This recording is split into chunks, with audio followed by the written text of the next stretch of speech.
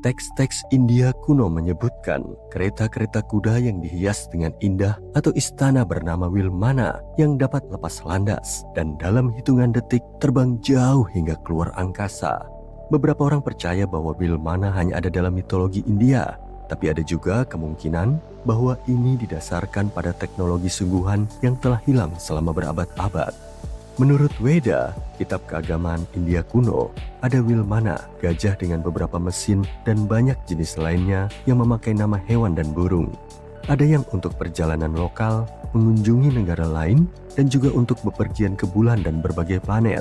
Wilmana bisa memiliki kecepatan yang luar biasa. Salah satu Wilmana memiliki kekuatan tembus pandang. Wilmana lain berbentuk seperti bola dan dibuat di atas angin yang dihasilkan oleh Merkurius. Wilmana ini dikatakan dapat menghasilkan sinar yang sangat terang seperti matahari dan mengeluarkan suara seperti guntur badai. Semua Wilmana tidak bisa dihancurkan dan sempurna untuk menyerang musuh.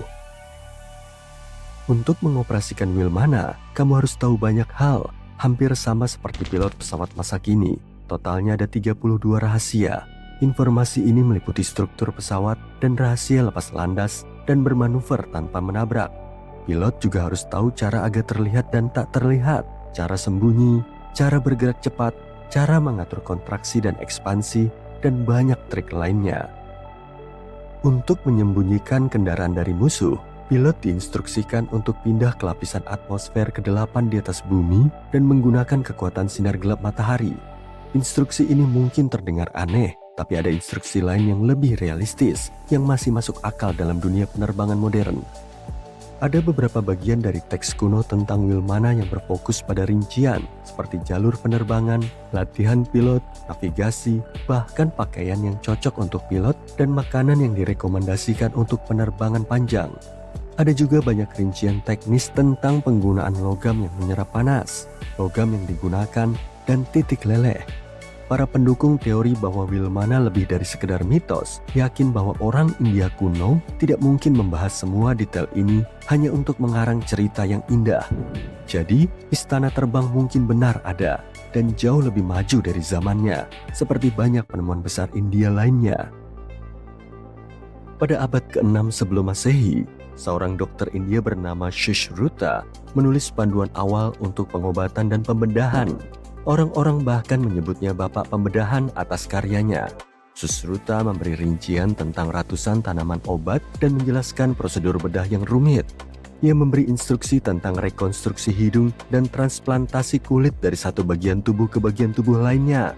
Metode awal operasi hidung dengan pengambilan sepotong kulit dari dahi untuk merekonstruksi hidung masih digunakan sampai sekarang.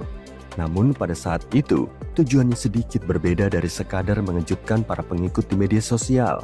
Operasi hidung ini membantu orang-orang yang kehilangan hidungnya sebagai hukuman atas kejahatan atau dalam perkelahian. Kamu harus berterima kasih kepada seorang ahli matematika India kuno atas penemuan angka 0. Ini mungkin tidak terlihat penting, tapi tanpanya kita tidak akan memiliki sistem biner dan komputer. Orang-orang sebelum abad ke-5 Masehi hanya membuat semacam tanda untuk menunjukkan tidak ada. Penemuan ini membuat penjumlahan, pengurangan, dan operasi matematika lainnya menjadi jauh lebih mudah. Kamu bisa melihat 0 tertua terukir di dinding kuil di Gwalior, India. Peradaban lembah Indus menggunakan penggaris. Pada 1500 tahun sebelum Masehi dan sebelumnya, terbuat dari gading. Penggaris ini ditemukan selama penggalian di wilayah yang kini adalah Pakistan dan India Barat Laut. Penggaris digunakan secara luas dalam arsitektur dengan akurasi yang luar biasa. Terdapat satuan yang sedikit melebihi 2,5 cm yang ditandai dengan pembagian yang tepat hingga 1/5000 dari 2,5 cm. Penemuan berikutnya lebih bisa dikatakan konsep daripada barang fisik. Standarisasi adalah tentang menerapkan aturan berdasarkan sekelompok orang, benda, atau kepentingan. Salah satu aplikasinya yang sudah biasa kita gunakan adalah timbangan standar. Baik menggunakan pon atau kilogram, kamu perlu pengukuran universal untuk berat, bukan? Untuk ini, kita harus berterima kasih kepada para pedagang dan peradaban lembah Indus yang hidup sekitar 4000 tahun lalu. Mereka mengukur segala sesuatu mulai dari biji-bijian hingga barang-barang mewah menggunakan timbangan terstandarisasi. Dan timbangan mereka menggunakan sistem matematika desimal dan biner. Mereka tidak memiliki peralatan canggih, tapi bisa sangat presisi dengan menggunakan perhitungan yang rumit dan bahkan pasir untuk konstruksi. Seni standarisasi mereka sampai ke Persia dan Asia Tengah, yang pada dasarnya menjadi standar timbangan global. Jika yoga adalah olahraga pilihanmu, kamu pasti punya alasan pribadi untuk menghargai para genius India kuno. Lebih dari 5.000 tahun lalu, selama pemerintahan peradaban Indus Saraswati di India Utara, yoga pertama kali disebutkan dalam Weda. Yoga disempurnakan dan dibentuk selama berabad-abad hingga berkembang menjadi sebuah ajaran yang sangat besar dengan lebih dari 200 tulisan suci yang didedikasikan untuk mendapatkan pencerahan. Pada awal era saat ini, yoga mendapatkan arah baru berkat seorang penulis Hindu yang menjelaskan sistem yoga dalam teksnya, yaitu Sutra Yoga. Yoga menjadi peremajaan seluruh bagian tubuh, sebuah latihan yang memperpanjang usia dengan pose-pose yang masih kamu lakukan di atas matras hingga kini. Yoga baru mencapai dunia barat pada abad ke-19 dan berkembang pesat dengan cepat. Catur, permainan paling populer sepanjang masa bagi para intelektual, juga merupakan penemuan dari India. Nenek moyangnya disebut Caturangga, dan ini merupakan permainan papan strategis yang mulai populer sekitar 3.000 tahun sebelum Masehi.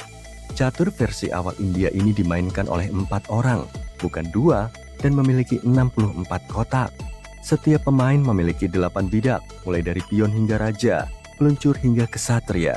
Dulu tidak ada dadu standar 6 sisi, mereka melempar dadu lonjong.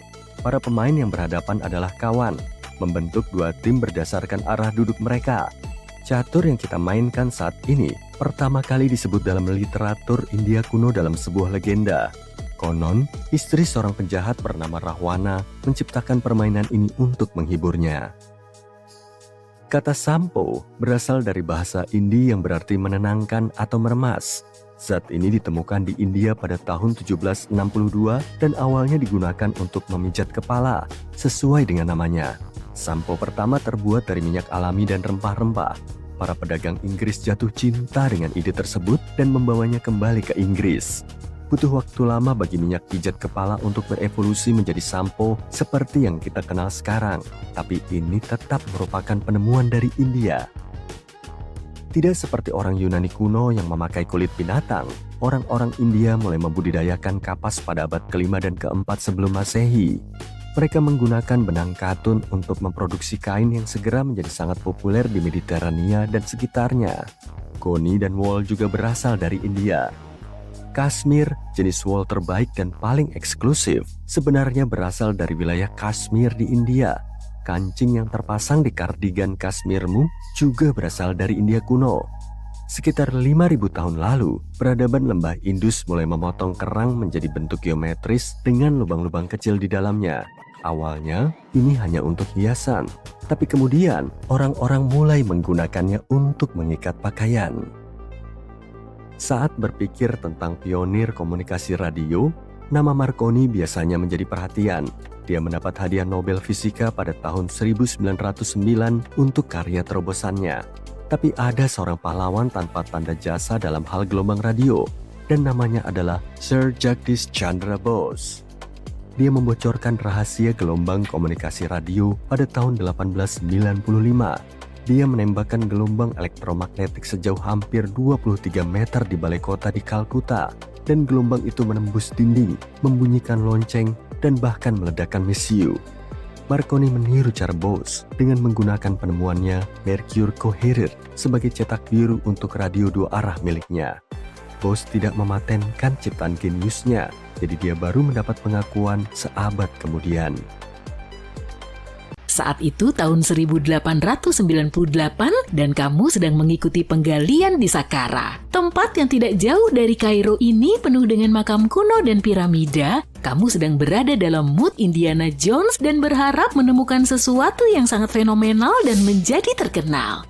Emas, manuskrip, peta harta karun, mumi Firaun yang terkenal. Tunggu, burung kayu. Kamu benar-benar kecewa karena terlihat seperti mainan biasa. Mainan lama tapi tetap saja. Kamu nggak tahu bahwa bertahun-tahun kemudian seseorang akan menyatakan bahwa burung itu sebenarnya adalah sebuah pesawat monoplane kuno.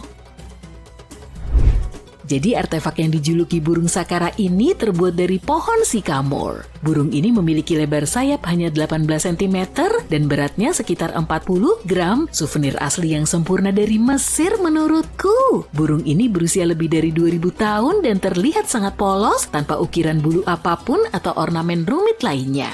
Namun ia memiliki paruh dan mata yang membuat temuan ini terlihat seperti elang, lambang dewa Horus. Ekornya agak nggak biasa karena berbentuk kotak, terlihat tegak dan sepertinya bagian yang cekung adalah tempat untuk bagian yang sekarang hilang. Manusia suka memecahkan misteri yang bagus, jadi ada beberapa upaya untuk menjelaskan penggunaan burung itu. Pertama, secara sederhana, itu adalah sebuah benda upacara. Gagasan kedua itu adalah mainan untuk seorang anak dari keluarga kaya, bisa saja itu semacam bumerang yang merupakan konsep yang populer di Mesir kuno. Kemudian ada teori yang mengatakan bahwa burung itu digunakan sebagai penunjuk arah angin, tapi teori ini sudah terbantahkan karena patung ini nggak punya lubang atau tanda apapun kecuali lubang yang dibuat di museum di Kairo untuk menempelkan benda pameran ini pada tongkat. Jadi nggak ada cara untuk menggantungnya di masa lalu. Hampir seabad setelah burung itu ditemukan, ahli sejarah Mesir Dr. Khalil Messiha mengajukan teori baru bahwa burung itu bisa jadi merupakan model monoplane. Dia percaya bahwa burung itu kehilangan sayap horizontal, jika tidak sayapnya pasti sudah diatur pada sudut yang tepat, mirip dengan pesawat modern. Hal ini bisa saja berfungsi untuk menghasilkan daya angkat aerodinamis yang diperlukan untuk penerbangan. Dr. Messiha juga mengklaim bahwa pada saat itu menempatkan model miniatur penemuan teknologi di makam adalah hal yang umum. Jadi apakah orang Mesir kuno benar-benar menciptakan pesawat pada tahun 200 sebelum Masehi? Itu akan membuat Wright bersaudara yang dianggap sebagai penemu penerbangan sangat-sangat marah. Mereka baru melakukan penerbangan pertama pada tahun 1903. Hanya ada satu cara untuk mengetahuinya dengan pasti, yaitu dengan menguji modelnya. Tapi tahukah kamu, Museum Mesir di Kairo tidak mungkin membiarkan salah satu benda pameran kesayangan mereka terbang seperti mainan. Itulah mengapa perancang pesawat layang Martin Gregory membuat model serupa, kali ini dari kayu balsa, dan dia menyimpulkan bahwa meskipun dengan ekor pesawat yang hilang, pesawat itu tidak terlalu bagus untuk terbang. Apakah kasus terpecahkan? Enggak juga. Hal ini tidak terdengar cukup meyakinkan bagi History Channel, jadi mereka mengundang seorang ahli aerodinamika untuk membuat replika burung itu. Dia mengujinya dalam kondisi cuaca yang mirip dengan yang ada di Mesir dan terkesan dengan kemampuan pesawat kecil itu. Jadi jika mereka memang menciptakan prototipe pesawat pada zaman Fir'aun, itu akan menjadi contoh yang baik dari UPART. Itu adalah artefak yang tidak pada tempatnya, sebuah benda yang jauh lebih maju dari zamannya dalam hal teknologi atau sejarah. Dan burung sakara bukanlah satu-satunya contoh konsep revolusioner seperti itu. Pada tahun 1901, sekelompok penyelam mengambil mekanisme Antikythera dari bangkai kapal bawah laut di dekat pulau Antikythera Yunani. Mekanisme ini dijuluki komputer analog pertama di dunia dan saat ini diperkirakan berasal dari tahun 100 sebelum Masehi. Mekanisme perunggu ini dapat memberitahu posisi matahari, bulan, planet-planet, dan bintang-bintang, serta fase bulan, tanggal gerhana matahari yang akan datang, dan bahkan kecepatan gerak bulan di langit. Tidak ada yang tahu pasti siapa yang menggunakannya dan bagaimana atau di mana alat ini dibuat. Tapi jelas bahwa alat ini sangat akurat dan terlalu canggih untuk zamannya. Kloset siram pertama di dunia ditemukan pada pertengahan abad ke-20. Hanya bercanda, bangsa Minua kuno di Pulau Kreta di Mediterania dan peradaban lembah Indus menemukan penemuan brilian ini pada waktu yang sama, sekitar 4.000 tahun yang lalu. Pipa dan sanitasi dibuat dengan sangat baik, sehingga tidak ada yang berhasil merancang sesuatu yang lebih baik sampai 2000 tahun kemudian. Salah satu kloset Minua kuno ditemukan di Istana Knossos. Kelihatannya kloset ini punya tempat duduk kayu yang diletakkan di atas terowongan yang mengalirkan air dari waduk di atap ke saluran pembuangan bawah tanah. Versi lain mendapatkan air dari kendi dan hanya orang-orang super kaya yang mampu membeli semua kemewahan ini.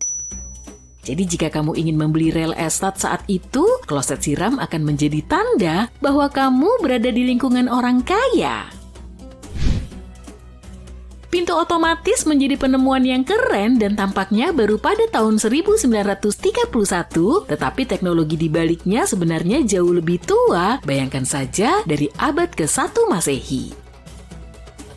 Matematikawan dan insinyur Heron dari Alexandria menemukan sistem hidrolik untuk membuka dan menutup pintu kuil. Untuk menjalankannya, kamu harus menyalakan api untuk menghasilkan panas. Ada sebuah pot kuningan di bawah api setengah terisi air. Sang penemu menghubungkan pot kuningan tersebut ke wadah yang berfungsi sebagai pemberat. Ketika api menyala, air berpindah ke dalam wadah, wadah turun dan menarik talinya. Ini bukan seperti pintu supermarket yang terbuka di depanmu ya sebelum kamu sempat berpikir. Pintu Heron membutuhkan waktu berjam-jam untuk terbuka dan tidak ada cara untuk menghentikan prosesnya. Itu sebabnya mereka hanya membuka pintu sekali sehari sebelum orang-orang memasuki kuil untuk menambah kesan mistis di kuil selama upacara. Seram! Sepertinya baterai pertama kali ditemukan di Baghdad sekitar 2000 tahun yang lalu. Seorang arkeolog Jerman menemukan stoples tanah liat berbentuk oval ini pada tahun 1938.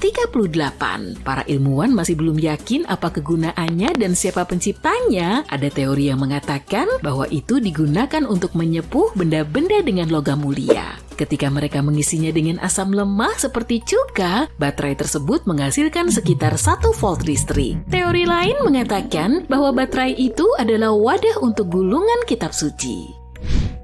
Apakah kamu ingin membeli lensa kontak yang dirancang sendiri oleh Leonardo da Vinci? Pada tahun 1508, dia menciptakan lensa kaca dengan corong di satu sisi. Kamu harus memakainya dan air di dalamnya untuk memperbaiki penglihatanmu. Kedengarannya agak nggak nyaman kan? Jadi sekitar 1 abad kemudian, ilmuwan Perancis René Descartes memutuskan untuk memperbaiki ide tersebut dan membuat kontak kornea menjadi lensa masa depan. Kontak karena lensa ini menyentuh matamu, paham? Tabung kaca yang diisi dengan cairan memang membantu meningkatkan penglihatan, tapi sayangnya berkedip tidak mungkin dilakukan. 2,5 abad kemudian, teknologi baru dalam industri kaca memungkinkan para ilmuwan mendesain lensa kontak yang bisa masuk ke dalam mata dan bahkan membuat pemakainya bisa berkedip. Terima kasih teman-teman. Namun lensa-lensa tersebut terbuat dari kaca yang ditiup dan tidak memungkinkan mata untuk bernapas. Sekitar 50 tahun kemudian, lensa kontak menjadi plastik, ringan, tidak mudah pecah dan tahan gores, tapi tetap menutupi seluruh mata. Kemudian pada tahun 1948, seorang teknisi optik Inggris secara nggak sengaja mengamplas lensa plastik dan menemukan bahwa lensa tersebut masih bisa digunakan meskipun hanya menutupi kornea. Bayangin kamu tinggal di London pada abad ke-19 dan perlu mengirim pesan ke New York. Butuh waktu sekitar 10 hari untuk sampai ke sana dengan menggunakan kapal. Jadi ketika waktu pengiriman berubah dari beberapa hari menjadi beberapa jam pada tahun 1858, itu adalah sensasi yang sesungguhnya. Pesan pertama dikirim oleh Ratu Victoria sendiri. Itu semua dimungkinkan berkat kabel telegraf transatlantik yang membentang di bawah laut. Sayangnya penemuan baru yang keren ini hanya bertahan selama beberapa minggu, butuh waktu bertahun-tahun untuk menghidupkannya kembali. Kebanyakan orang tahu bahwa piramida dibangun sebagai makam agung bagi para Firaun, dirancang untuk memastikan perjalanan yang mulus ke akhirat. Piramida Agung Giza misalnya dibangun untuk Firaun Khufu, tapi banyak orang tidak tahu bahwa tren pembangunan piramida dimulai dari sini dengan piramida Djoser sekitar 4.700 tahun yang lalu. Bangunan masif ini dibangun untuk Firaun Djoser, penguasa dari dinasti ketiga Mesir. Bangunan ini menjulang setinggi 6 lapis di atas tanah dan tingginya sekitar 60 meter. Saat ini kita menganggapnya sebagai proyek arsitektur yang fenomenal. Tapi bagi orang Mesir kuno, piramida Djoser ternyata lebih dianggap eksperimen besar-besaran, bisa dibilang sebuah uji coba untuk menyempurnakan kemampuan membangun mereka sebelum beralih ke piramida yang lebih ambisius. Menggapai pencapaian baru memang menyenangkan, tapi misteri yang sebenarnya adalah apa yang ada di bawah tanah. Dalam labirin bawah tanah piramida ini, terdapat jaringan terowongan yang membentang sepanjang 5,5 km. Beberapa peneliti percaya terowongan-terowongan ini mungkin merupakan bagian dari sistem air canggih yang dapat mengubah pandangan kita tentang konstruksi piramida. Yuk kita bahas tentang kompleks besar yang terletak di Saqqara ini. Di sekeliling piramida terdapat apa yang dikenal sebagai parit kering. Parit yang lebarnya mencapai 50 meter dan panjangnya hampir 3 km. Parit ini membentuk semacam persegi panjang di sekeliling piramida. Kedalaman rata-ratanya sekitar 20 meter jika kamu mentotal seluruh tanah dan batu yang mereka gali untuk membuat parit ini. Volumenya sekitar 10 kali lipat dari volume piramida Djoser itu sendiri. Untuk waktu yang lama, orang-orang hanya menganggap parit ini tidak lebih dari tambang besar, tempat di mana mereka menggali batu dan tanah liat untuk membangun piramida Djoser. Masuk akal kan? Tapi jika dilihat lebih dekat, ini nggak masuk akal. Parit itu terlalu sempit dan dalam untuk dijadikan tempat penambangan dan tata letaknya tidak sesuai dengan yang kita ketahui tentang metode penggalian Mesir kuno. Ditambah lagi, beberapa bagian parit ditutupi langit-langit berbatu yang membuatnya hampir tidak mungkin untuk digunakan sebagai tambang. Teori lain menyatakan parit kering memiliki makna spiritual. Mungkin itu adalah tempat suci di mana jiwa-jiwa para bangsawan berkumpul untuk melayani mendiang raja di alam baka. Bahkan ada ceruk di dinding yang berfungsi sebagai penunjuk fungsi spiritual ini. Tapi sebagian besar peneliti percaya bahwa tujuan ini kemungkinan besar berkembang jauh setelahnya, lama setelah kompleks ini dibangun untuk Djoser. Jadi untuk apa parit itu sebenarnya dirancang? Pada tahun 2020, seorang peneliti mengungkapkan gagasan yang cukup menarik. Ada kemungkinan parit ini dirancang untuk mengumpulkan dan mengelola air, terutama setelah hujan lebat. Hal ini masuk akal jika mempertimbangkan lokasinya. Parit ini berada di daerah yang bisa dengan mudah dibanjiri oleh air dari dataran di dekatnya. Hal ini juga menjelaskan kenapa parit itu tidak digunakan untuk makam baru sampai beberapa waktu kemudian ketika iklim menjadi lebih kering dan tidak terlalu rentan terhadap banjir. Ceritanya menjadi semakin menarik karena parit ini tampaknya merupakan bagian dari sistem hidrolik yang lebih besar dan rumit di dalam kompleks Djoser. Parit ini seperti memiliki beberapa kompartemen yang diukir dengan hati-hati dari batu dan dihubungkan oleh terowongan. Kompartemen-kompartemen ini kemungkinan berfungsi sebagai bagian dari sistem pengolahan air, di mana air mengalir dari satu kompartemen ke kompartemen berikutnya menjadi lebih bersih dalam prosesnya.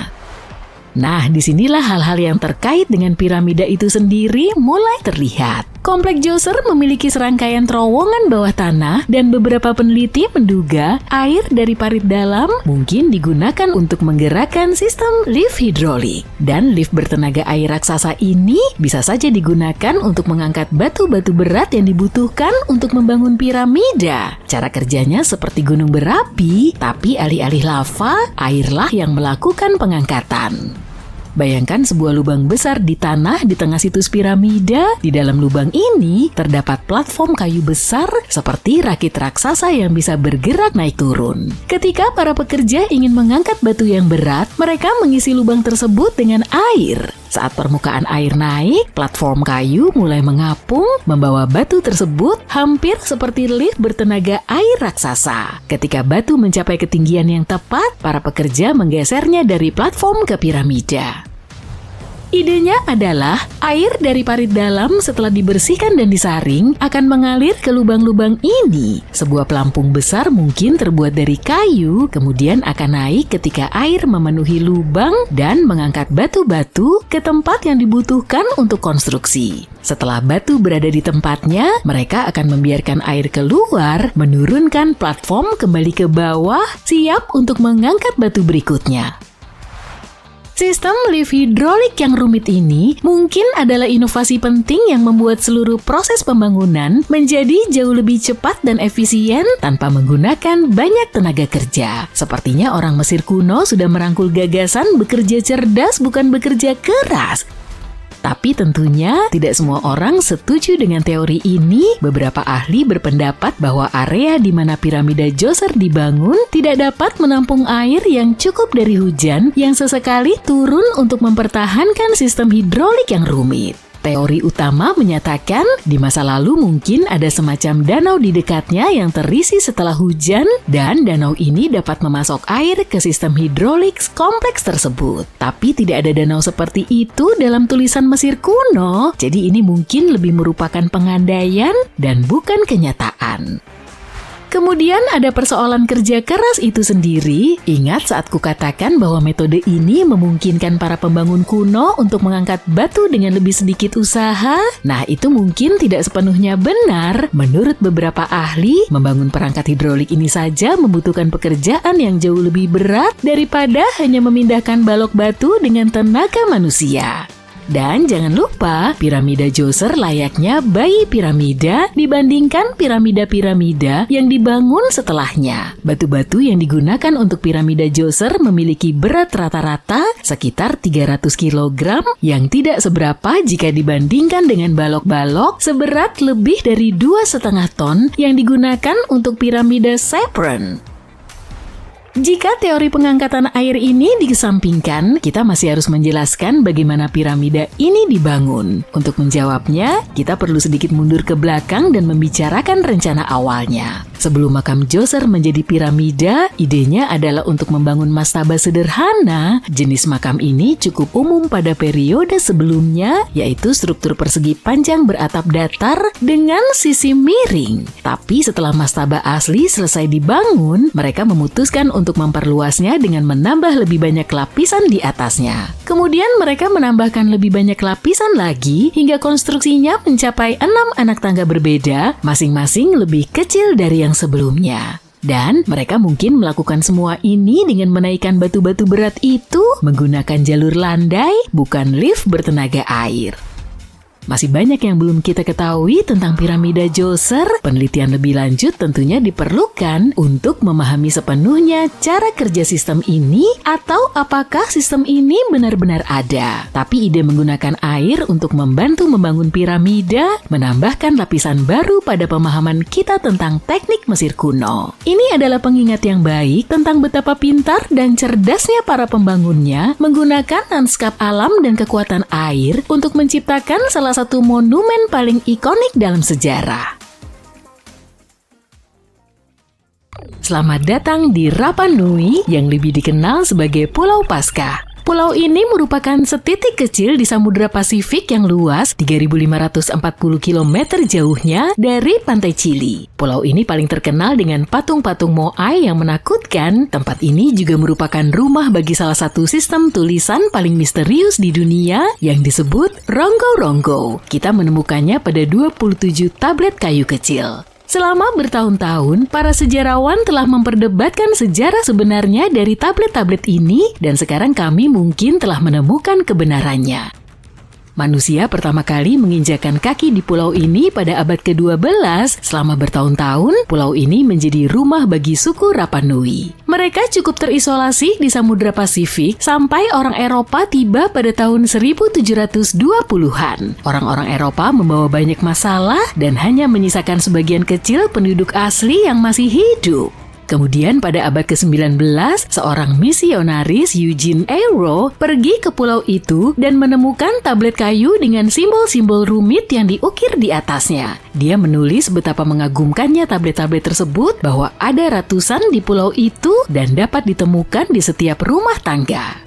Namun sayangnya, tidak semua dari mereka bertahan hingga hari ini. Kita hanya memiliki 27 di antaranya, beberapa di antaranya sangat lapuk, terbakar atau rusak, dan sekarang tersebar di seluruh dunia di museum dan koleksi pribadi.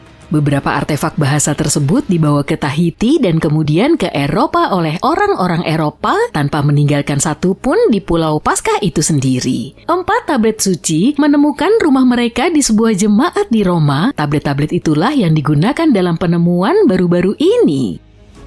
Selama bertahun-tahun, para sejarawan telah memperdebatkan apakah sistem penulisan ini dibuat oleh penduduk pulau itu sendiri atau mereka meminjamnya dari orang Eropa. Untuk menemukan kebenarannya, mereka memutuskan untuk menggunakan teknik yang disebut penanggalan radiokarbon.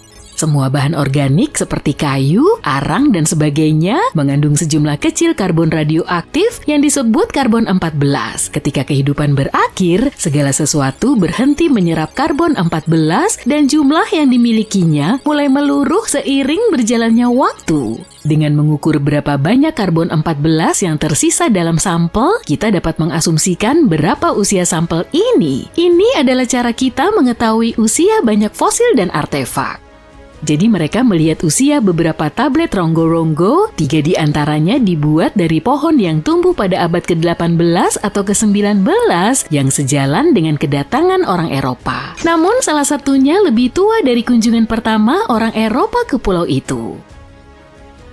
Ada 2 alasan untuk meyakini bahwa orang Rapa Nui menciptakan sistem penulisan itu sendiri. Pertama, cara kerja ronggo-ronggo berbeda dengan bahasa-bahasa Eropa. Menguraikannya adalah tugas yang cukup sulit, tidak seperti bahasa Inggris. Bahasa ini memiliki lebih dari 400 glif yang unik, tidak ada yang menyerupai sistem penulisan yang dikenal. Ada banyak upaya untuk menguraikan bahasa ini, dan sejauh ini tidak ada yang berhasil. Yang kedua, salah satu tablet terbukti berasal dari sekitar abad ke-15 sebelum orang Eropa tiba. Masalahnya, penanggalan radiokarbon hanya bisa memberitahu kita kapan kayu yang digunakan untuk membuat tablet itu ditebang, bukan kapan tulisan itu ditorehkan. Karena kita hanya memiliki 1 tablet, hal ini tidak cukup untuk memastikannya. Di sisi lain, kenapa dan di mana ya mereka mengawetkan kayu yang sudah dipotong selama lebih dari 200 tahun hanya untuk mengambilnya dan menulis sesuatu di atasnya suatu hari nanti? Namun para antropolog dan sejarawan mengatakan hal itu mungkin saja terjadi. Sumber daya kayu yang langka mungkin membuat penduduk pulau ini menggunakan kembali kayu-kayu tua yang mungkin berusia berabad-abad lebih tua dari tulisan itu sendiri. Hal ini dikenal sebagai masalah kayu tua dalam arkeologi. Ditambah lagi, tablet ini terlihat sangat terawat, dipelihara untuk melindunginya dari serangga perusak kayu, kelembapan, dan sebagainya. Itulah sebabnya mengapa tablet ini bisa bertahan selama berabad-abad. Apapun yang tertulis di atasnya, mungkin itu penting bagi orang-orang Rapa Nui. Semua itu adalah dugaan dan petunjuk, tapi para ilmuwan sangat optimis. Mereka percaya bahwa ronggo-ronggo bisa menjadi salah satu contoh langka dari penemuan tulisan yang independen seperti yang dilakukan oleh bangsa Sumeria atau Mesir. Tapi kita membutuhkan lebih banyak bukti. Dalam bahasa Rapa Nui, rogo-rogo berarti melafalkan atau menyatakan. Tidak semua orang bisa menulis, hanya beberapa orang terpilih. Mungkin hanya kaum elit di Pulau Paskah, kebanyakan pria yang tahu dan bisa membaca bahasa tertulis ini. Setelah penjajahan, tidak ada satupun yang selamat, jadi sekarang kita harus memutar otak untuk mencari tahu apa yang tertulis di sini. Pertama, para ahli tidak sepakat tentang jenis aksara apa itu, kita bahkan tidak yakin bahwa ini adalah bahasa mereka. Namun, kalaupun benar, kita tidak tahu apakah ini bentuk tulisan primitif atau sebuah sistem yang sudah berkembang. Pada tahun 90-an, seorang ahli bahasa Stephen Roger Fisher percaya bahwa dia mungkin telah memecahkan kode struktur ronggo-ronggo. Idenya adalah bahwa tablet-tablet ini menyampaikan kosmogoni. Kosmogoni adalah cerita atau narasi yang menjelaskan bagaimana alam semesta diciptakan dan bagaimana fenomena alam terjadi. Kosmogoni seringkali berasal dari tradisi dan budaya kuno seperti yang ditemukan di Polinesia Timur. Tablet-tablet tersebut bisa saja berbicara tentang hal-hal seperti bagaimana dunia bermula, dari mana segala sesuatu berasal, dan bagaimana berbagai aspek alam seperti bintang-bintang atau gunung-gunung terbentuk. Hal ini juga akan menjelaskan mengapa hanya kaum elit yang bijak yang bisa menulis. Fisher berpendapat bahwa ronggo-ronggo adalah campuran dari sistem logografi dan semasiografi yang berarti beberapa simbol mewakili kata-kata yang diucapkan, sementara yang lain mewakili ide atau konsep. Namun mengartikannya akan sangat sulit karena membutuhkan ingatan yang luas dan mengetahui konteksnya karena simbol-simbol tersebut lebih seperti petunjuk daripada ekspresi lengkap. Tapi para ahli bahasa lainnya tidak setuju dengan ide-idenya dan mengatakan bahwa ada masalah dengan cara dia menyusun teorinya. Sayangnya Fisher tidak dapat membuktikan hipotesis ini. Mungkin ini hanya gambar. Jika kita melihat tablet-tablet tersebut, ada beberapa hal yang terlihat dapat dikenali: orang, hewan, tanaman, dan bentuk geometris. Ada beberapa burung, salah satunya terlihat seperti burung fregat yang diasosiasikan oleh orang Rapa Nui dengan dewa make-make. Ada juga ikan, kelabang, dan sebagainya, atau setidaknya glyph ini terlihat seperti mereka. Mungkinkah ini hanya seni atau bentuk dekorasi? Mungkin saja, tetapi ada beberapa masalah. Glyph menunjukkan tingkat kerumitan dan struktur yang tinggi. Mereka juga mempertahankan gaya yang sama. Misalnya ada beberapa simbol yang menunjukkan sesuatu yang mirip manusia dengan tangan yang terangkat. Satu-satunya perbedaan adalah kepala yang berbeda. Seolah-olah belum cukup rumit, gaya penulisan yang unik ini juga menggunakan sistem yang dikenal sebagai reverse boustrophedon. Ini berarti bahwa setiap baris alternatif dibalik tidak seperti yang terlihat di tempat lain. Kita tidak tahu mengapa mereka membalikan tablet setelah setiap baris. Tetapi semua ini menunjukkan bahwa mereka memiliki semacam sistem dan organisasi di balik simbol-simbol ini. Ditambah lagi sepertinya mereka menggunakan tablet ini setiap hari untuk beberapa tujuan praktis.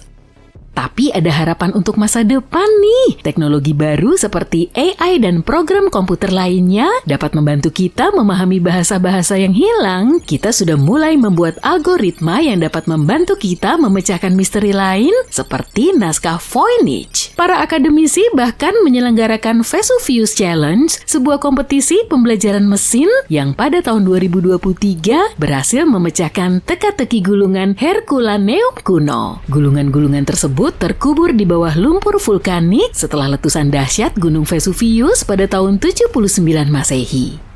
Dalam kehidupan nyata, gulungan-gulungan itu sangat rapuh sehingga menguraikannya akan menjadi tugas yang sangat sulit. Tapi dengan pemindaian digital dan pembelajaran mesin, hal ini menjadi lebih mudah. Gulungan-gulungan ini memiliki sejarah yang kaya, kemungkinan besar merupakan bagian dari perpustakaan pribadi seorang filsuf Epikuros bernama Philodemus. Gulungan-gulungan ini berisi wawasan yang sangat penting tentang filsafat Yunani dan sastra Latin. Jika kita menguraikan lebih banyak lagi, kita akan belajar lebih banyak tentang sejarah Kekaisaran Romawi yang kaya. Benda-benda aneh dan menakjubkan sering ditemukan, tapi mencari tahu apa yang dilakukan nenek moyang kita cukup sulit, terutama jika yang kamu miliki hanyalah beberapa cangkir berkarat dan gambar di gua. Tidak mengherankan jika para ahli yang mengenakan jas lab pun terkadang membuat kesalahan. Namun ini bukan hanya tentang lempengan berdebu dan batu-batu besar. Kadang-kadang bahkan ada manusia dengan kepala besar. Jadi, ambil alat penggalianmu dan mari kita kembali ke zaman purba untuk menjelajahi masyarakat luar biasa yang bahkan para ilmuwan pun tidak bisa menjelaskannya.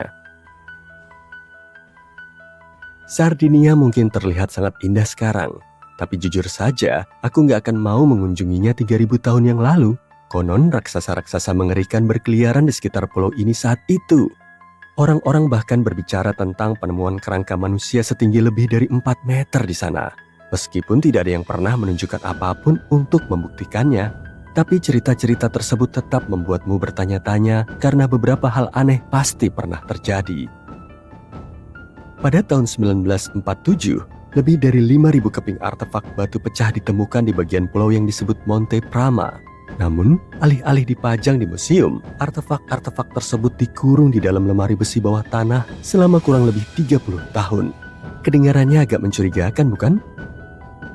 Ketika akhirnya dipindahkan pada tahun 2000, para ilmuwan menyatukan potongan-potongan tersebut untuk menemukan patung-patung dari 38 manusia raksasa, masing-masing setinggi 2,4 meter. Tidak setinggi kerangka-kerangka legendaris itu, tapi tetap saja sangat besar. Diperkirakan patung-patung ini dibuat oleh orang-orang Nuraijik yang tinggal di pulau ini sejak lama. Selain patung-patung raksasa, mereka juga membangun lebih dari 8.000 bangunan batu yang sangat besar. Mungkin bangsa Nuraijik sendiri bukanlah raksasa, tapi mereka sangat menyukai hal-hal yang besar. Aku juga begitu. Jumlah like yang besar di video kami tentu sangat menyenangkan. Terima kasih kalau kamu nge-like video ini dan berlangganan channel kami. Sekarang, kembali ke video. Kamu dan aku ini memang cukup pintar, tapi kita mungkin bukan manusia terpintar yang pernah ada. Sebenarnya kita bahkan mungkin bukan spesies yang paling cerdas. Sejak tahun 1913, beberapa fosil tengkorak yang ditemukan di Afrika Selatan mengisyaratkan adanya pesaing yang mungkin lebih cerdas, yaitu manusia boskop. Spesies yang mirip manusia ini mungkin telah hidup sekitar 10.000 tahun yang lalu. Tengkorak mereka menunjukkan bahwa mereka memiliki kepala yang sangat besar, yang berarti otak mereka mungkin 30% lebih besar dari otak kita. Wow, IQ rata-rata mereka mungkin sekitar 149, membuat mereka menjadi salah satu yang terpintar di antara 0,05% manusia saat ini. Tapi jika seorang boskop jauh lebih pintar, kenapa mereka tidak ada dan kita ada? Ya, lebih besar tidak selalu lebih baik ya kan? Otak kita jauh lebih besar daripada kerabat kera kita, terutama di bagian korteks prefrontal. Bagian ini membantu tugas-tugas tingkat tinggi seperti membuat keputusan, mengingat hal-hal jangka pendek, dan menyadari keberadaan diri kita sendiri. Bagian otak yang menangani indera dan gerakan kita belum terlalu berkembang. Jadi mungkin orang-orang boskop menghabiskan terlalu banyak waktu untuk memikirkan masa lalu daripada melakukan hal-hal praktis seperti berburu. Tapi ini semua hanya dugaan. Kita benar-benar tidak tahu apa yang terjadi pada sepupu kita yang pintar ini. Beberapa orang bahkan berpendapat bahwa orang boskop tidak berbeda dengan kita, dengan satu-satunya bukti adalah bagian dari tengkoraknya. Hutan belantara itu sangat luas. Tahukah kamu bahwa hutan hujan Amazon adalah rumah bagi sekitar 30% dari seluruh spesies tumbuhan dan hewan di dunia? Itu sangat mengesankan. Namun sejarah salah satu spesies asli manusia telah lama membingungkan para ilmuwan. Orang Kasarabe yang misterius tinggal di sini selama ratusan tahun dan kemudian lenyap sekitar 1400 tahun sebelum Masehi. Orang-orang mengira Amazon hanya memiliki beberapa suku yang tersebar. Namun baru-baru ini kita menemukan bentuk-bentuk besar dan tidak biasa di tanah yang disebut geoglif. Bentuk-bentuk ini mungkin terlihat seperti parit dangkal yang sederhana, tapi sebenarnya itu adalah sisa-sisa peradaban besar yang tersebar di 12.950 km persegi dan mencakup sekitar 450 tanda. Beberapa di antaranya selebar 396 meter. Itu gila. Parit-parit tersebut kemungkinan besar berisi bangunan-bangunan seremonial dan dapat menampung hingga 1 juta orang pada sekitar 550 tahun yang lalu. Berkat teknologi baru seperti LIDAR yang menggunakan laser yang aman untuk memetakan hutan tanpa merusaknya, kita dapat menjelajah lebih dalam. Di tahun 2019, beberapa pemindaian menunjukkan berkilo-kilometer jalan dan jalur yang ditinggikan dan bahkan piramida setinggi lebih dari 21,3 meter. Mereka menemukan 26 pemukiman terpisah, 2 di antaranya masing-masing seluas 250 hektar. Wow, itu seluas 330 lapangan sepak bola. Tidak diketahui secara pasti apa yang terjadi pada orang-orang Kasarabe. Mungkin penjajah Eropa mengusir mereka. Mungkin peradaban kuno yang paling membingungkan adalah peradaban yang tidak pernah kita temukan jejaknya. Ya, yang kumaksud adalah Atlantis, kota besar yang konon tenggelam di lautan. Penyebutan Atlantis pertama kali datang dari filsuf Yunani kuno, Plato, yang berbicara tentang sebuah kota besar di dekat Selat Gibraltar. Namun selama berabad-abad, semua orang hanya mengira bahwa Pluto mengarang Atlantis sebagai versi sempurna dari Athena.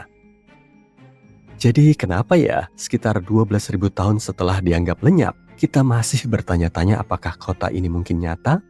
Nah, pada abad ke-19, anggota Kongres AS Ignatius Donnelly menulis sebuah buku yang memberikan 13 alasan kenapa dia berpikir Atlantis lebih dari sekadar mitos. Kemudian pada tahun 1965, beberapa orang mengira bahwa mereka telah menemukan Atlantis ketika mereka menemukan struktur Richard, kubah besar selebar 40 km di Mauritania, Afrika. Saking besarnya, kita hanya bisa melihat semuanya dari luar angkasa. 2 astronot yang terbang di atas gurun Sahara melihat mata raksasa ini menatap balik ke arah mereka dan mengira mereka telah membuat penemuan seumur hidup. Sayangnya, tidak ada bukti kuat yang menghubungkan struktur ini dengan Atlantis. Struktur ini diyakini terbentuk dari aktivitas vulkanik sekitar 100 juta tahun yang lalu. Tapi memang terlihat mencurigakan, bukan? Namun kita masih belum mengetahui kebenarannya. Bayangkan kamu kembali ke masa sekitar 3.300 tahun sebelum Masehi dan sadar bahwa dirimu berada di Asia Selatan. Selamat datang di peradaban harapan. Orang-orang ini jauh lebih maju daripada zamannya. Mereka memiliki kota-kota seperti Harappa dan Mohenjo-daro. lengkap dengan rumah-rumah batu bata yang dipanggang, sistem drainase yang canggih, dan bahkan pemandian umum. Tempat ini mungkin memiliki lebih dari 5 juta orang, menjadikannya salah satu wilayah terpadat pada saat itu. Mereka juga menemukan sistem bobot standar yang sangat berguna bagi para pedagang, dan mereka berdagang. Orang-orang ini memiliki koneksi yang membentang hingga ke Timur Tengah berkat keahlian mereka yang luar biasa dalam bidang metalurgi. Mereka bahkan memiliki bentuk pencitraan merek kuno, segel yang digunakan untuk mengecap tanah liat pada barang dagangan. Meskipun begitu maju dengan kehidupan perkotaan yang berkembang pesat, ada banyak misteri yang menyelimuti bahasa dan aksara mereka. Kita punya potongan-potongan tulisan mereka, tapi belum ada yang bisa mengartikannya, bahkan dengan semua teknologi yang kita miliki saat ini. Kita juga masih belum tahu bagaimana tepatnya masyarakat mereka bekerja. Sepertinya mereka tidak memamerkan status sosial mereka seperti peradaban lainnya. Tidak ada istana megah atau monumen besar. Sebaliknya, bangunan terbesar mereka mungkin adalah lumbung padi. Mereka benar-benar praktis. Sayangnya, semua hal yang baik harus berakhir. Sekitar 1800 tahun sebelum Masehi, peradaban yang ramai ini mulai mengalami kemunduran. Mungkin karena perubahan pola sungai. Ketika lingkungan berubah, suku Harapan berkemas, pindah ke tanah yang lebih ramah. Pernah mendengar tentang Minotaur? Binatang buas berkepala banteng dan bertubuh manusia yang memburu para pelancong pemberani di sebuah labirin besar. Ini bukan sembarang cerita lama, ini adalah salah satu drama paling populer di dunia kuno dan terinspirasi dari tempat ini, Pulau Kreta. Bangsa Minoa tinggal di sini selama zaman perunggu. Mereka memiliki istana yang menakjubkan, lukisan dinding yang mengagumkan, dan budaya yang begitu kaya sehingga masih memukau para sejarawan hingga hari ini. Mereka membangun tempat-tempat seperti Knossos, yang begitu kompleks dengan bangunan bertingkat dan lorong-lorongnya yang rumit, yang mungkin telah menginspirasi mitos-mitos labirin. Teknik mereka sangat maju pada masanya, bahkan sistem drainase mereka lebih maju daripada yang kita miliki saat ini. Tulis di kolom komentar kisah mana yang menurutmu paling menarik, dan terima kasih sudah menonton. Setiap kali mendengar tentang reruntuhan kuno, kamu hampir tidak pernah membayangkan reruntuhan itu tergantung di suatu tempat atau tergantung begitu saja di dahan pohon, kan? Faktanya, untuk sebagian besar artefak kuno yang telah kita pamerkan di museum di seluruh dunia, para arkeolog melakukan penggalian yang cukup mengesankan. Kita tahu bangunan bisa menghilang seiring berjalannya waktu jika tidak dirawat dengan baik. Terkadang kita perlu menggunakan kembali beberapa bahan bangunan sehingga konstruksi yang lebih tua mungkin dikorbankan dalam prosesnya. Di lain waktu, rumah-rumah ditinggalkan dan begitu terpapar elemen-elemen di permukaan seperti hujan atau sinar matahari, rumah-rumah itu tidak bertahan. Beberapa rumah akan hancur begitu saja karena erosi, jadi satu-satunya cara agar sebuah karya arsitektur dapat bertahan dalam ujian waktu adalah jika karya tersebut terkubur jauh di dalam tanah. Jadi, gimana bangunan-bangunan itu bisa terkubur? Ya, itu sebenarnya karena kesalahan sendiri. Kota-kota kuno punya kebiasaan untuk menaikkan permukaan tanah secara bertahap seperti anak kecil yang menambahkan topping pada es krim sundae. Pemukiman ini selalu sibuk mengumpulkan makanan dan bahan bangunan untuk mengimbangi populasi yang terus bertambah. Tapi, siapa sih yang sempat mengurusi limbah dan sampah? Hal ini tidak termasuk dalam daftar tugas mereka pada masa itu. Jadi ketika harus membangun rumah baru, peradaban kuno merasa lebih mudah untuk menghemat keringat dan air mata dengan menumpuk reruntuhan dan membangun tepat di atasnya. Tapi bukan itu aja, sungai-sungai juga terkadang meluap dan menimbun lapisan sedimen di dasar kota yang semakin mengubur konstruksi kuno tersebut. Dan di daerah kering seperti gurun pasir, di mana angin suka memamerkan tarian pasir dan debunya, pastilah sulit untuk menjaga kebersihan bangunan. Salah satu contoh konyolnya adalah Sphinx yang kepalanya terkubur di dalam pasir sampai sekelompok arkeolog menemukannya pada tahun 1817.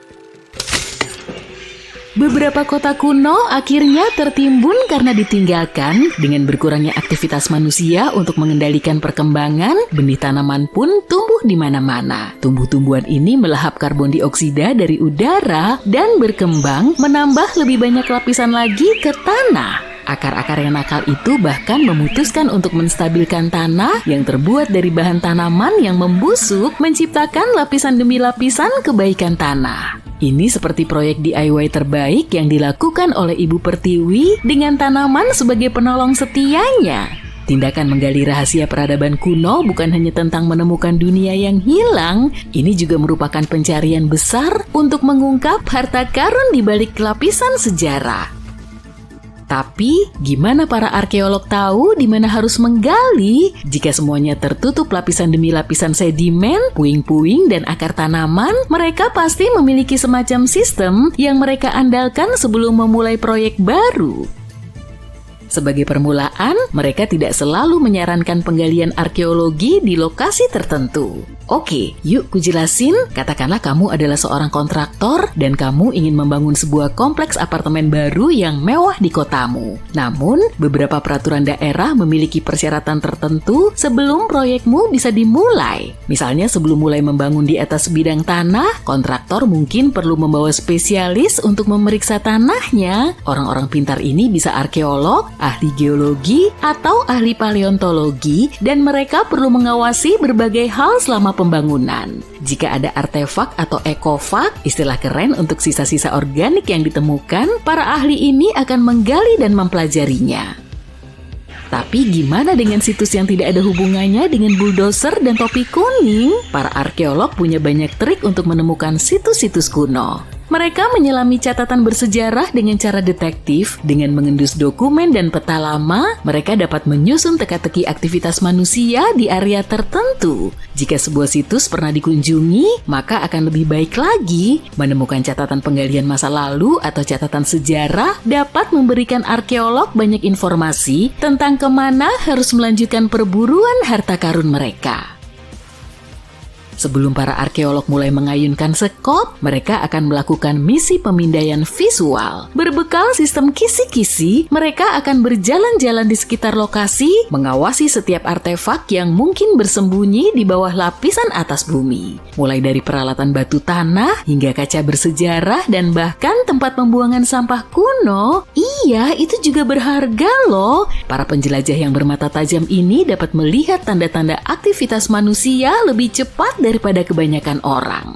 Jika mereka menemukan tanah bangsal, ini adalah istilah keren untuk tempat pembuangan sampah, mereka tahu pasti bahwa manusia pernah menyebut tempat ini sebagai rumah. Para arkeolog tidak hanya mengandalkan sekop mereka yang terpercaya, mereka punya banyak peralatan untuk membantu mencari keajaiban yang tersembunyi. Alat-alat geofisika itu seperti senjata rahasia mereka. Contohnya saja, pengukur resistivitas. Alat canggih ini mengukur komponen listrik dari tanah dan fitur atau artefak yang terkubur. Dinding yang terkubur misalnya akan menghasilkan data resistivitas yang berbeda dari tanah di sekitarnya. Magnetometer dan radar penembus tanah juga sama cara kerjanya, menampilkan petunjuk potensial tentang harta karun kuno di dalam tanah. Dan jangan lupakan teman lama kita yang terpercaya ya, GPS. GPS membantu para arkeolog memetakan lokasi yang tepat, seperti peta harta karun berteknologi tinggi yang menuntun mereka langsung ke pot emas. Ingin mengunjungi beberapa situs arkeologi paling penting di dunia secara virtual? Yuk ikuti aku. Di Inggris misalnya, kamu akan menemukan tempat menarik bernama Stonehenge. Ini adalah salah satu dari sekian banyak henge yang tersebar di sana, tapi yang satu ini benar-benar menarik perhatian. Bayangin batu-batu besar dan kuno berdiri tegak dan gagah, tersusun dalam bentuk lingkaran unik di bagian luar dan tapal kuda di bagian dalam dengan beberapa batu yang lebih kecil sebagai pelengkap. Dan tahu nggak, batu-batu yang menakjubkan ini sudah ada sejak lebih dari 5.000 tahun yang lalu. Benar-benar sekokoh batu. Nah, disinilah letak menariknya. Menurut cerita rakyat setempat, penyihir legendaris Merlin mengayunkan tongkat sihirnya dan puff, dia memindahkan batu-batu besar ini jauh-jauh dari Irlandia. Rupanya beberapa raksasa telah mengumpulkannya di sana, tapi Merlin memutuskan kalau batu-batu itu akan terlihat jauh lebih baik di lokasi barunya. Yang lain mengira itu hanyalah sisa-sisa reruntuhan bangunan spiritual Romawi kuno. Bangunan-bangunan menakjubkan ini dibangun oleh nenek moyang kita di zaman perunggu dengan peralatan sederhana dan teknologi yang terbatas. Mereka berhasil menciptakan mahakarya yang monumental ini. Mengesankan. Sayangnya masih banyak yang tidak kita ketahui tentang area ini. Tujuan awal Stonehenge masih menjadi misteri hingga saat ini. Memang ada banyak teori, tapi para ilmuwan belum sepakat mengenai hal ini. Tapi kita tahu bahwa tempat ini sangat tepat untuk menyaksikan matahari terbit selama titik balik matahari musim panas dan musim dingin. Kota kuno Pompei adalah situs arkeologi yang sama menakjubkannya. Bayangkan, Gunung Vesuvius yang terkenal sebagai pengacau memutuskan untuk melontarkan kemarahannya dan menyelubungi kota Romawi kuno ini. Hal itu mengubahnya menjadi kapsul waktu yang terletak di luar Napoli saat ini di Italia. Maju cepat ke tahun 1748 ketika sekelompok penjelajah yang penuh petualangan menemukan Pompei. Lihat, mereka menemukan harta karun berupa barang-barang yang terawat dengan baik, jalanan, rumah-rumah, makanan, mungkin udah agak basi ya saat itu, perhiasan berkilau, patung-patung mewah, lukisan dinding warna-warni, barang-barang rumah tangga sehari-hari, dan bahkan jasad hewan dan manusia. Rasanya seperti berada di pesta arkeologi yang luar biasa. Sepertinya Pompei memiliki semuanya, rumah-rumah dan villa-villa mewah, arena besar berkapasitas 20.000 orang, toko-toko pengrajin kecil yang lucu, tempat nongkrong seperti kedai minuman, dan jangan lupakan juga tempat-tempat menarik seperti pemandian-pemandian mewah untuk memanjakan diri. Ada juga kuil Apollo, tempat orang-orang biasa berkumpul untuk beribadah. Dan tentu saja, jantung kota yang ramai, Forum Pompei, tempat orang-orang keren biasa berkumpul. Dan kamu tahu nggak, saking kerennya, Pompei pernah masuk ke dalam daftar warisan dunia UNESCO pada tahun 1997.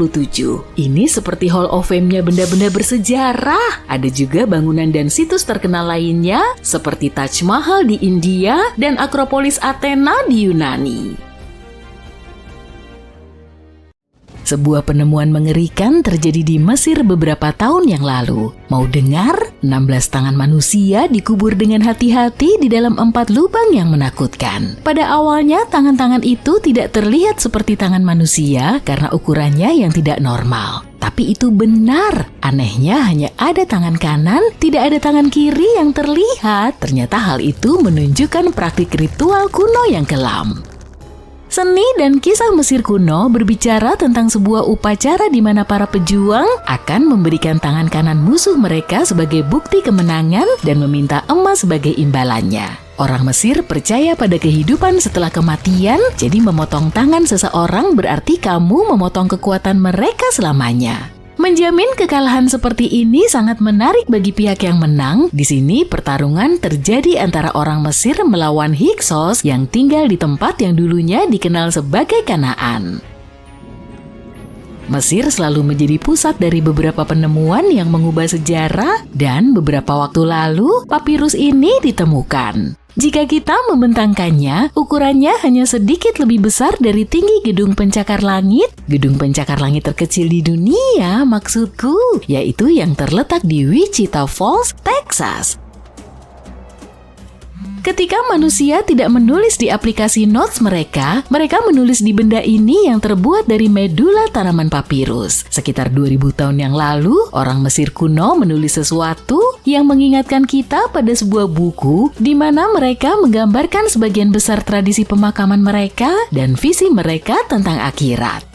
Naskah ini dianggap sebagai salah satu naskah terpenting dari Mesir kuno dan masih dijual di toko-toko buku hingga saat ini. Naskah kuno ini digali dari sebuah ruangan yang terletak di sebelah selatan piramida Djoser yang terletak di Saqqara.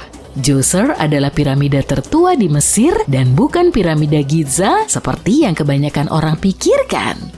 Baru-baru ini, situs Saqqara ramai dengan para arkeolog yang bersemangat yang mungkin menemukan salah satu mumi lengkap tertua di Mesir. Mereka percaya mumi yang indah dan terawat dengan baik ini adalah mumi dari seorang pria kaya. Dia ditemukan di dalam sebuah lubang yang dalam, ditutupi dengan lapisan daun emas. Ada banyak simbol yang menunjukkan bahwa dia adalah orang penting dan kaya, seperti ikat yang dia kenakan di kepalanya, gelang di dadanya, dan fakta bahwa dia dibalsam dengan jubah yang hanya diperuntukkan bagi orang-orang terbaik di Mesir. Bagian yang paling menarik dari seluruh penemuan ini adalah menemukan tempat peristirahatannya yang disegel dengan mortir seperti yang ditinggalkan oleh orang Mesir kuno 4.300 tahun yang lalu. Ini mungkin terdengar aneh, tapi pada tahun 2000-an para arkeolog menemukan piramida yang hilang. Piramida ini hilang karena mengalami kerusakan selama 4.000 tahun. Saat ini kamu hanya dapat melihat dasarnya saja. Ini adalah situs yang cukup penting di zaman kuno. Dikatakan bahwa di sekitar area piramida, orang-orang kuno mengadakan upacara khusus di mana para imam besar akan membawa mumi sapi jantan suci. Berikut ini adalah fakta menarik. Orang Mesir kuno percaya bahwa banteng Apis adalah penjelmaan duniawi dari dewa kota Memphis dan dihubungkan dengan ritual kesuburan. Tapi bukan sembarang banteng Apis, mereka harus berwarna hitam dengan satu tanda putih di antara tanduknya dan memiliki banyak karakteristik yang sangat spesifik. Mereka dipilih oleh para pendeta setempat dan dihormati sampai mereka meninggal. Setelah itu mereka dimumikan dan dikuburkan di galeri bawah tanah. Piramida yang hilang ini menghilang sekitar tahun 1800-an. Seorang arkeolog Jerman yang pertama kali menemukannya di desa Saqqara. Dia menyebutnya piramida tanpa kepala ketika pertama kali menemukannya. Namun demikian, bertahun-tahun setelah penemuan resmi, pasir gurun datang dan menutupi semuanya. Ada beberapa penggalian antara abad ke-19 dan 20, tapi tidak terlalu sistematis. Itulah mengapa para ilmuwan sangat senang ketika mereka menggali seluruh dasar piramida setelah menyingkirkan gundukan pasir setinggi 8 meter yang menutupinya. Oh, dan ternyata arkeolog Amerika sedang menggali pemakaman di Mesir yang bisa berisi lebih dari 1 juta mumi.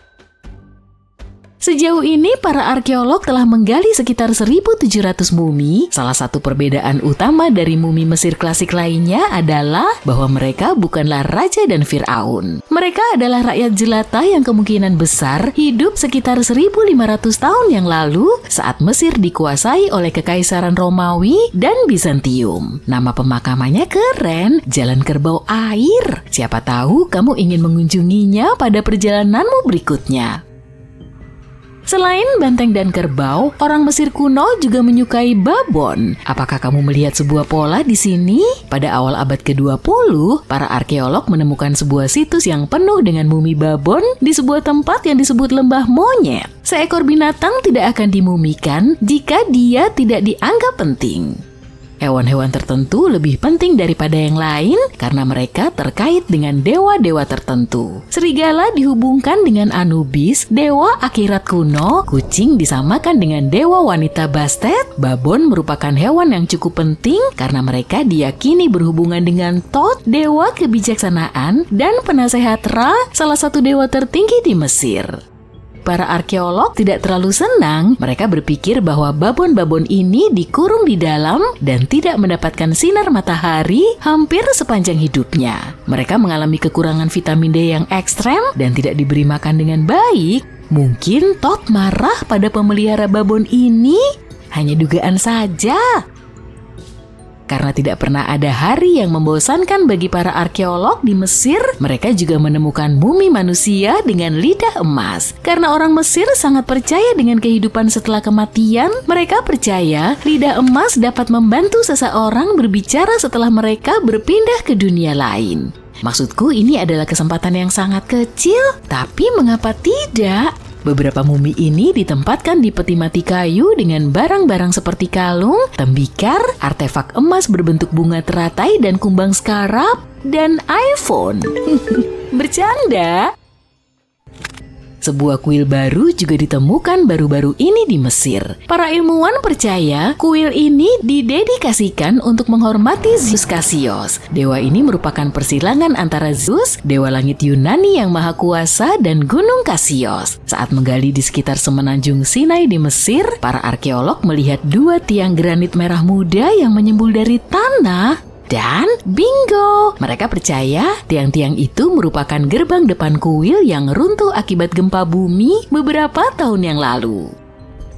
Berbicara tentang dewa, tidak hanya dewa-dewa yang sangat serius. Baru-baru ini para ilmuwan menemukan sebuah cincin emas di sebuah kota di selatan Kairo, bukan Frodo. Cincin ini tidak ajaib, ini adalah cincin emas biasa, tapi memiliki gambaran dewa Van secara resmi bernama Bes. Dewa ini sering digambarkan dalam teks-teks suci sebagai kurcaci gemuk yang bahagia. Saat ini banyak tato yang kita dapatkan sudah tidak memiliki arti dan dibuat hanya untuk tujuan estetika. Tapi di Mesir kuno, para wanita akan membuat tato sebagai tanda perlindungan saat melahirkan. Setidaknya itulah yang dipikirkan oleh para ilmuwan.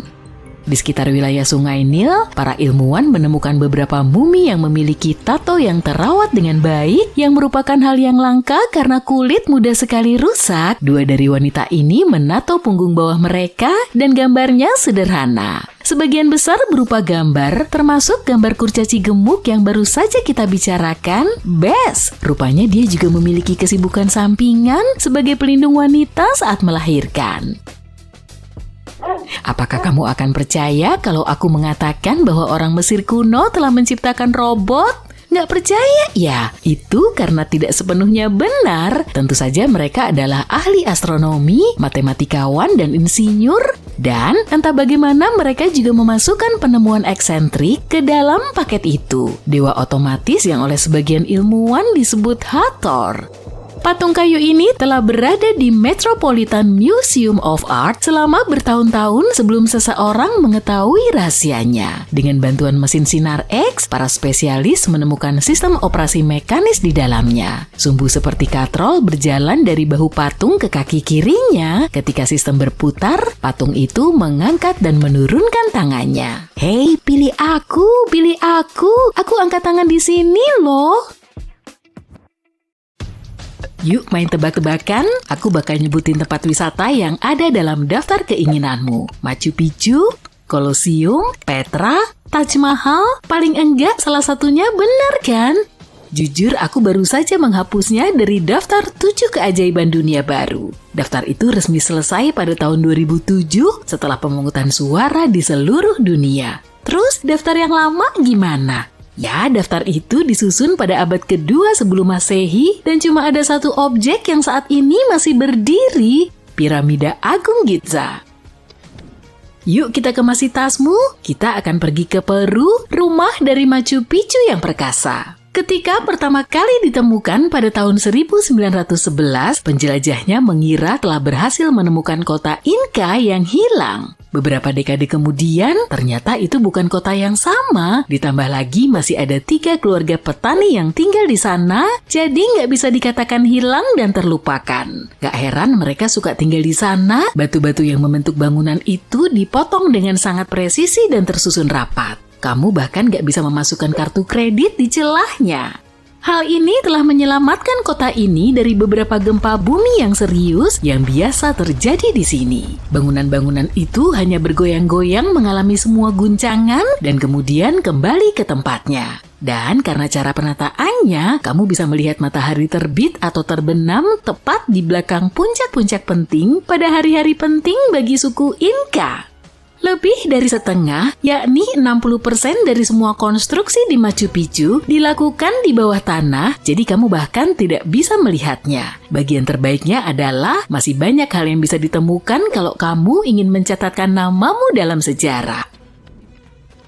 Perhentian kita selanjutnya adalah di semenanjung Yucatan di Meksiko. Chichén Itzá yang megah berdiri di sini selama lebih dari 1.500 tahun. Bangunan ini memiliki persis 365 anak tangga. Kamu bisa menghitungnya saat pergi ke sana lain kali kalau kamu nggak percaya. Suku Maya yang membangun semuanya itu sangat menyukai astronomi, jadi nggak heran kalau mereka membuat anak tangga sebanyak jumlah hari dalam setahun. Selain itu, kalau kamu berada di sana saat titik balik musim semi atau musim gugur, kamu akan melihat bayangan yang dihasilkan matahari terbenam.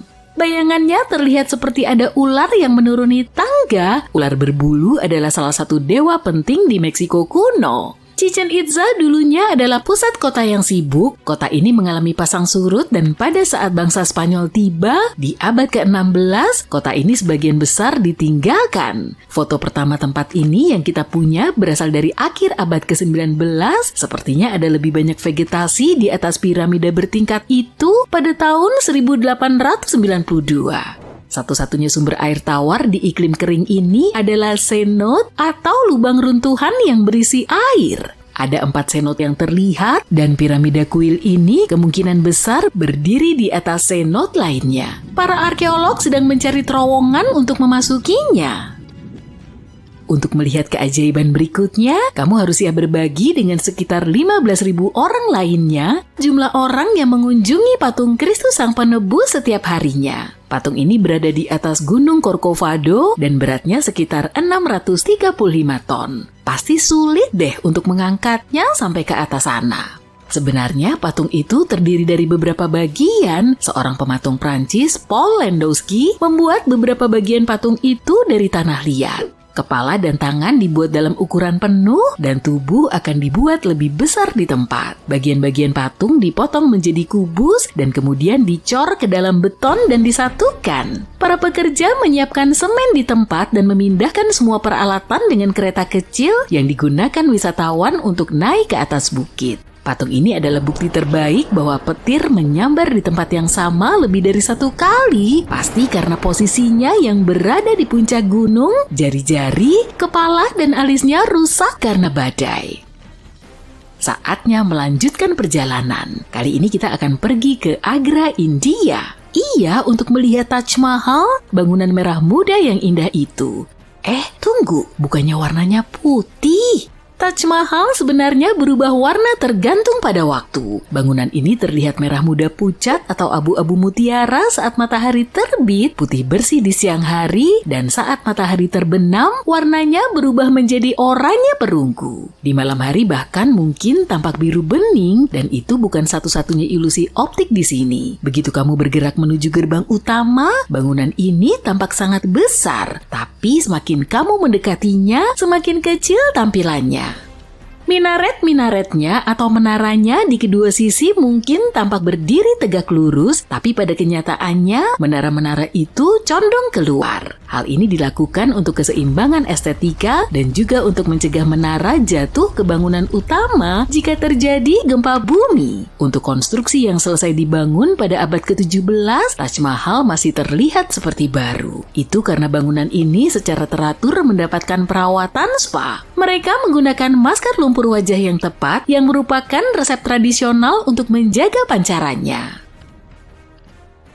Aku jadi lapar setelah melakukan perjalanan jauh. Gimana kalau kita pergi ke Italia dan makan pasta? Bercanda, deng. Alasan sebenarnya tentu untuk melihat Colosseum. Nama aslinya adalah Flavian Amphitheater karena dibangun oleh dinasti Flavia.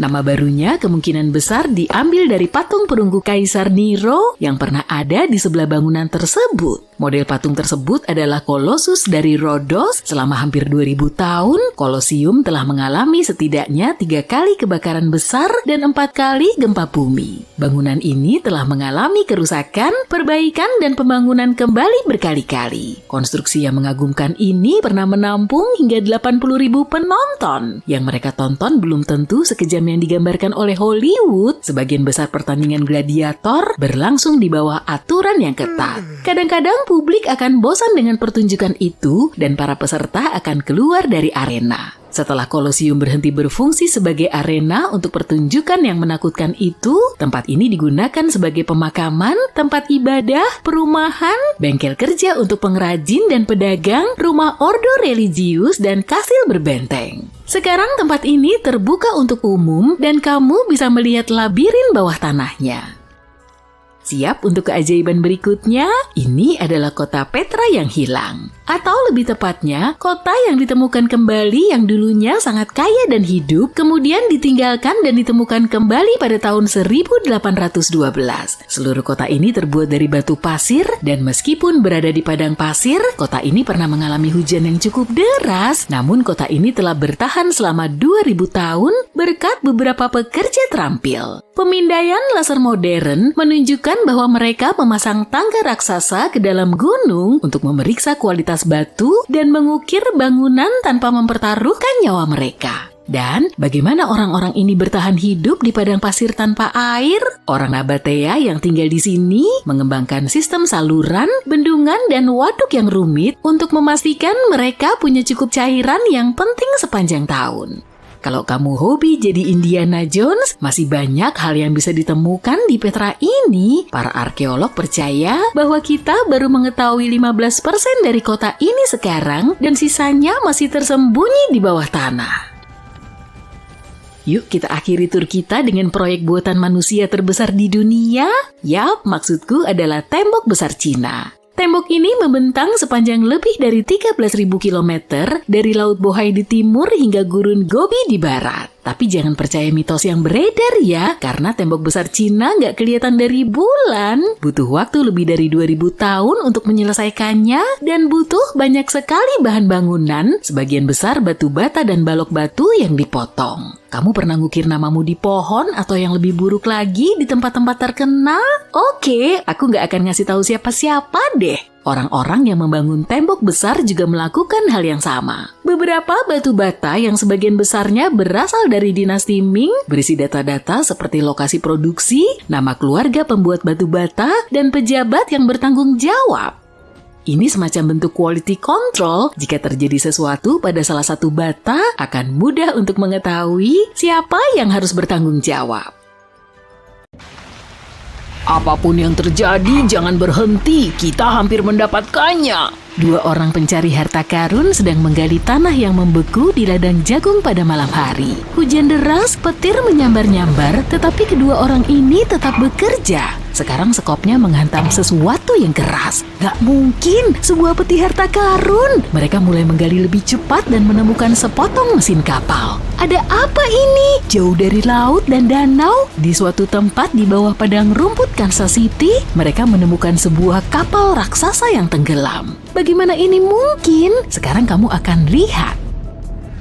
Beberapa orang menghabiskan hidup mereka untuk mencari kapal karam dengan harta karun bawah tanah. Salah satunya adalah penjelajah David Hawley. Dia telah mencari kapal-kapal yang jauh dari laut, sungai, dan samudra selama bertahun-tahun. Dia melakukan ini karena dia menyukai petualangan. Di dalam balka kapal-kapal ini bisa jadi terdapat peti berisi emas, barang antik, dan artefak. Dan kamu bisa mendapatkan banyak uang dari mereka. David mengatakan kamu tidak perlu pergi ke lautan untuk menemukan kapal karam. Mereka mungkin saja tergeletak di halaman belakang rumahmu. Tapi mengapa kapal-kapal tersebut akhirnya terkubur di bawah tanah di antara ladang, pertanian, dan dataran? Yuk kita cari tahu dengan menggunakan contoh kapal uap Great White Arabia. Menurut catatan lama dan clipping koran, kapal ini membawa sekitar 200 ton harta karun sebelum tenggelam pada tahun 1856. Banyak rumor dan legenda setempat mengatakan bahwa kapal tersebut terbaring di bawah tanah beberapa mil di timur laut Kansas City. Kapal itu ada di sana karena orang-orang dengan sengaja mengubah dasar sungai dan saluran sungai Missouri pada paruh kedua abad ke-19. Mereka secara artifisial mendekatkan kedua pantai satu sama lain, mempersempit sungai untuk meningkatkan kecepatan alirannya sehingga perahu bisa berlayar lebih cepat. Pada abad ke-19, kapal uap merupakan sarana paling populer untuk mengangkut penumpang dan barang. Sebelum adanya jalur kereta api, mereka melintasi perbatasan barat, melintasi sungai Mississippi dan Missouri, dan membawa pasokan untuk orang-orang. Itulah mengapa sangat penting untuk meningkatkan kecepatan pergerakan mereka. Jadi pada tanggal 5 September 1856, Arabia berlayar di sepanjang muara tersebut. Dia menemukan sebuah halangan yang mencuat dari air. Sepotong kayu dengan cepat membanjiri kapal. Untungnya semua penumpang berhasil dievakuasi. Namun kapal uap dan muatannya yang berharga mencapai dasar lumpur di Missouri dalam beberapa menit. Beberapa tahun telah berlalu, semua orang lupa tentang kapal itu. Selama masa ini, aliran sungai Missouri telah berubah. Tetapi Arabia tetap berada di bawah dasar yang basah dan berlumpur. Permukaan tanah di atasnya semakin tinggi dan tanahnya kehilangan kelembaban. Akhirnya beberapa dekade kemudian, sebuah ladang jagung terbentuk di atas kapal yang tenggelam. Pada tahun 1980-an, seorang petani memiliki area ini. Dia tidak tahu apa yang tersembunyi di wilayahnya. David Hawley dengan cermat mempelajari sejarah kapal-kapal yang tenggelam di Amerika Serikat. Dia tahu bahwa ratusan kapal uap telah tenggelam di seluruh Missouri. Tapi yang paling utama, dia tertarik pada Arabia karena ada rumor yang mengatakan bahwa tempat itu penuh dengan emas dan benda-benda berharga lainnya. Wilayah ladang jagung di Kansas sangat luas, tapi David Hawley tahu bagaimana cara mencari dengan benar. Pada tahun 1987, dia mulai bekerja. Pertama, bersama dengan saudara laki-laki dan ayahnya, mereka mengumpulkan semua clipping dari koran-koran tua yang bisa mereka temukan. Mereka tidak hanya mencari informasi tentang kapal uap tersebut, tetapi juga peta sungai Missouri. Mereka melacak perubahan historisnya, memeriksa tanggal, dan mengidentifikasi area yang luas di mana kapal itu tenggelam. Selanjutnya, mereka menggunakan pengujian elektromagnetik dan hal-hal geologis lainnya untuk mempelajari tanah dan menemukan tempat yang tepat. Mereka mencari perbedaan dalam kelembaban dan kepadatan tanah, kemudian mereka menelusuri wilayah tersebut dengan detektor logam yang kuat. Pada musim gugur 1988, mereka telah menentukan lokasi kapal uap. Arabia berukuran sebesar lapangan sepak bola. Kapal raksasa ini berada 14 meter di bawah tanah, 4 lantai ke bawah. Tapi sebelum mereka mulai menggali, mereka harus meminta izin terlebih dahulu kepada pemilik ladang jagung. Bagi sang petani, berita ini merupakan kejutan besar. Dia setuju dengan syarat penggalian akan selesai pada musim semi, sehingga dia bisa menabur tanaman baru. Menggali kapal raksasa di musim dingin jauh lebih sulit dan mahal dibandingkan di waktu lainnya. Ini termasuk peralatan tambahan, listrik, dan biaya pemanasan. Tim bekerja siang dan malam, mereka membiayai penggalian dengan uang pribadi. Masing-masing menginvestasikan lebih dari $10.000 dan mengambil pinjaman bank. Akhirnya mereka melihat detail pertama dari kapal tersebut. Sekop-sekop itu menghantam boiler mesin besar dan dek kapal. Tujuan telah tercapai. Sebagian besar kargo yang ada di dalam kapal yang tenggelam itu tertutup karat, kerang, lumpur, dan rusak parah. Isi kapal Arabia berada dalam kondisi yang sangat baik, mengingat kapal tersebut telah tenggelam 130 tahun sebelumnya. Sayangnya mereka tidak menemukan peti berisi emas, tapi mereka mendapatkan beberapa ton kargo berharga lainnya. Barang-barang rumah tangga dari orang-orang yang hidup di pertengahan abad ke-19, itu adalah sebuah kapsul waktu. Kapal itu membawa persediaan untuk ratusan dan ribuan orang. Semua barang itu terawetkan dengan sempurna. Misalnya mereka dapat dengan jelas melihat cap merek Goodyear Rubber Company pada sepatu karet. Semakin lama penggalian berlanjut, semakin banyak hal yang ditemukan David dan timnya. Di dalam tong mereka menemukan piring-piring dari abad ke-19.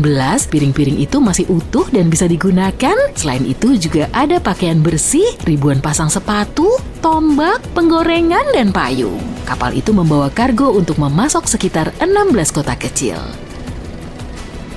Iya, memang bukan emas, tapi artefak semacam itu juga berharga. Isi kapal itu bisa bernilai jutaan, tapi para awak kapal tidak akan menjual benda-benda ini. Mereka membuat museum di lokasi bekas pasar buah di Kansas City. Jika kamu pergi ke sana, kamu akan langsung merasa seperti berada di sebuah departemen store di abad ke-19.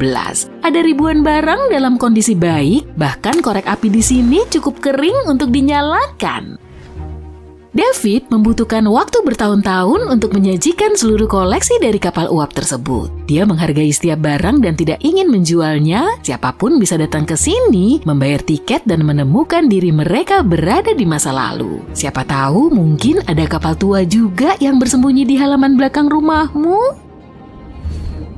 Para ahli geologi menemukan sebuah kapal yang lebih tua di gurun pasir Namibia yang panas pada tahun 2008. Kapal ini berlayar pada masa ketika bajak laut menakut-nakuti para pelaut di lautan. Sekarang kapal ini berada di dalam laguna yang mengering. Kapal ini berlayar dari Lisbon pada tahun 1533 dan menghilang bersama para awaknya di dekat sebuah kota pertambangan berlian.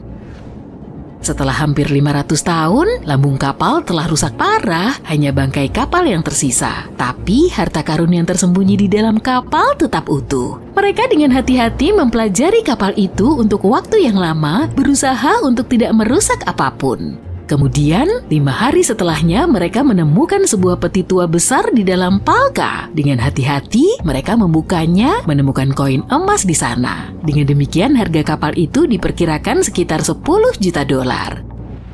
Penyebab pasti karamnya kapal tersebut tidak diketahui, tapi para ahli percaya bahwa kapal tersebut hancur karena muatan yang berat dan cuaca yang buruk. Kapal itu tenggelam ke dasar laut yang kemudian menjadi gurun. Ada yang menemukan sebuah pesawat terbang di halaman belakang rumahnya, ada yang menemukan sebuah kapal, ada juga yang menemukan jalan menuju kota rahasia kuno di rumahnya. Ini terjadi di Turki pada tahun 1963. Pemilik bangunan memutuskan untuk melakukan perbaikan. Dia pergi ke ruang bawah tanahnya dan merobohkan dinding untuk mengubah tempat ini menjadi ruang tamu. Lalu, di balik salah satu dinding, dia menemukan sebuah terowongan yang mengarah ke bawah tanah. Pria itu mengira ini adalah semacam ruang rahasia. Dia pergi ke sana dan menyadari bahwa terowongan itu adalah sesuatu yang lebih dari yang dia kira. Yang ditemukan adalah sebuah kota kuno setinggi 18 lantai. Orang-orang membangunnya pada tahun 780 sampai 1180 sebagai tempat berlindung dari bencana cuaca dan serangan musuh. Tempat ini juga memiliki banyak terowongan bawah tanah yang membentang sejauh beberapa mil ke berbagai arah. Orang-orang bisa mencapai kota dari berbagai titik menggunakan lorong-lorong rahasia yang mengarah ke jalan-jalan ini. Kota ini dapat menampung sekitar 20.000 penduduk, ternak, dan bertonton persediaan makanan. Para arkeolog juga menemukan sebuah kapel, sekolah, kandang kuda, dan dapur umum di sana.